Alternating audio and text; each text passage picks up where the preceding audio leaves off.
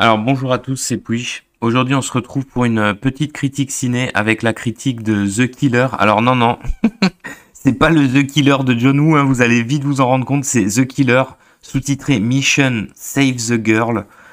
Alors j'ai envie de dire, rien que le titre, ça sent déjà le nanar potentiellement. Et on n'est pas loin du nanar, hein. Donc c'est un film coréen, un film de 2022, il dure 1 heure et demie, ce qui est assez étonnant. Parce que d'habitude, dans le cinéma coréen, on est habitué à des films en fait qui sont aux alentours de 2 heures, hein. Ils ont l'habitude de nous faire des films assez longs, les Coréens. Là, c'est pas le cas. Il dure 1 heure et demie et pourtant, il paraît déjà assez long. En fait, c'est un film. Il y avait eu quand même un petit peu de la promo pour ce film. Il y avait eu quelques bandes annonces. Il avait été présenté dans des festivals où apparemment il avait eu des bons retours. Et donc j'ai lancé ce film en confiance, mais je vais vous dire un truc, dès la première scène, je me suis dit, oh putain, ça va être un sous John Wick à 2 balles, ça va être naze. Et en fait, globalement, le film est assez raté. Alors, il y a des trucs à sauver quand même, je vais pas être totalement négatif. Alors, ça parle de quoi? On va peut-être regarder au niveau du scénario. Alors, au niveau du scénario, on est dans du John Wick à 2 balles. On a notre héros, un mec un peu taciturne comme ça, blindé de thunes. Il arrêtera pas de le répéter pendant tout le film, ce qui est globalement complètement nanardesque. On a l'impression que le mec, il a de l'argent à l'infini. Donc il est chez lui peinard, sa copine lui annonce qu'elle part en vacances avec une amie et qu'il va devoir se coltiner la garde de la fille de son amie. Alors bien sûr, il veut pas. Il se retrouve avec cette gamine sur les bras qui est une ado en pleine révolte comme d'habitude. Celle-ci va se faire plus ou moins embarquer dans une histoire de prostitution sordide. Lui, du coup, il va intervenir pour la sauver. Et là, c'est le début d'une histoire rocambolesque avec tout un tas de petits rebondissements à 2 balles, avec une organisation criminelle de ouf, avec des flics ripoux, et lui qui va se retrouver au milieu, qui en fait n'est pas un mec qui travaille dans l'immobilier, vous vous en doutez, c'est un espèce de tueur à gages de fou, de mercenaire, le mec indestructible à la John Wick. Voilà, donc on est sur une série B d'action, hein, mais une série B moins quoi. En fait, il y a plein d'éléments dans le film qui vont pas du tout. On sait pas trop en fait ce que le film veut vraiment nous raconter. C'est-à-dire, le film est violent, par exemple. Alors souvent les longs métrages coréens ont l'habitude de tout mélanger, hein. Il peut y avoir de la comédie, des scènes ultra violentes, mais là c'est très mal fait. On est sur une série B d'action. Alors la seule chose à sauver du film, c'est au niveau de la réalisation, c'est plutôt correct. Les trois grosses scènes d'action du film sont globalement bien filmées, hein. Le combat final, franchement, il est bien mis en scène, même les dernières fusillades. Mais en fait, ça arrive pas à sauver le film.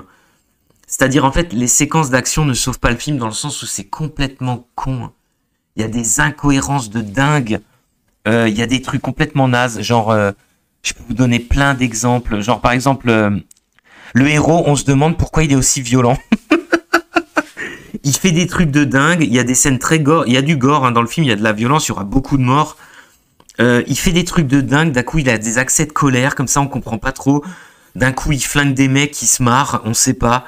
Il a des changements alors qu'il a l'air taciturne comme ça, il fait la gueule tout le temps. D'un seul coup, il rigole. Enfin bref, son comportement, on comprend pas du tout. On comprend pas trop pourquoi il s'attache à cette gamine qui a l'air ultra chiante. C'est complètement débile.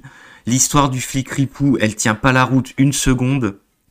Quand il y a le carambolage sur le port, on se demande comment le mec il peut régler la situation en 2-2. Le film est bourré d'incohérences de dingue. Alors c'est souvent le cas.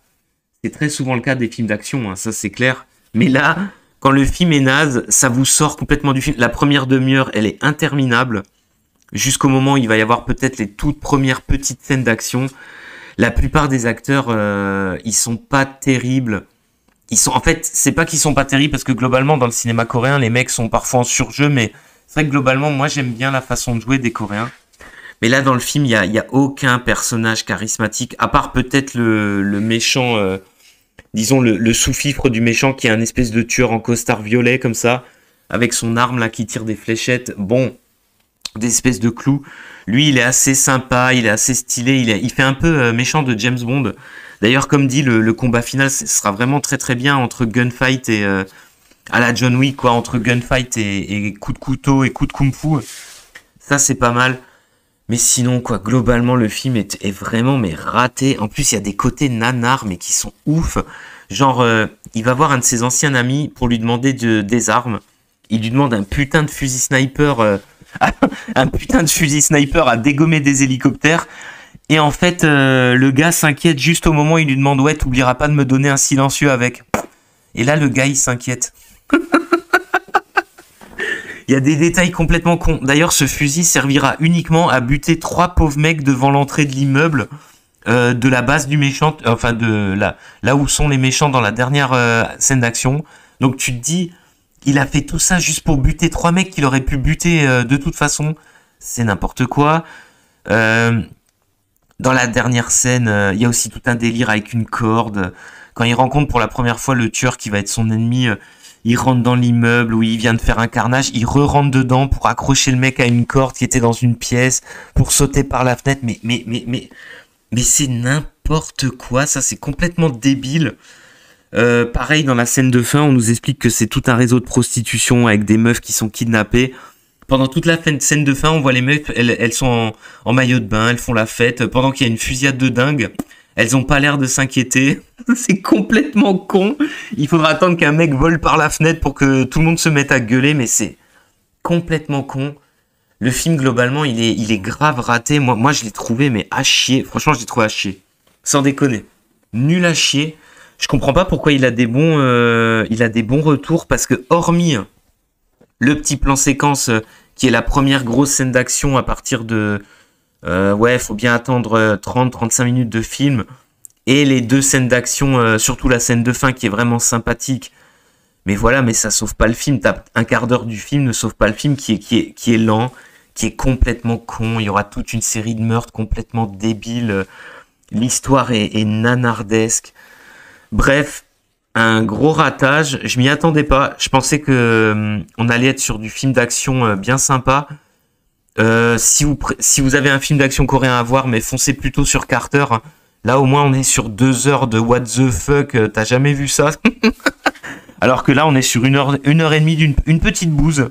Une petite bousouille. Un petit nanar, mais c'est même pas un nanar, c'est juste, même si le film a beaucoup de côté nanar. Hein. Et alors, j'ai pas pu le voir en VO. Pour couronner le tout, je l'ai vu en VF. Et alors, la VF du film, elle est tout simplement... Alors, on a l'habitude des VF de merde pour les films asiatiques. Mais alors là, ils se sont surpassés. Je crois, à tout péter, il doit y avoir 3 doubleurs. Les voix, les personnages secondaires ont tous la même voix, c'est incroyable. C'est à chier total. Gros point noir pour la VF. Donc, écoutez, à fuir. Hein, ne perdez pas votre temps avec cette merde. Regardez plutôt The Killer de John Woo. Hein, ça au moins, c'est une valeur sûre. Et puis, je vous dis à plus pour de prochaines critiques.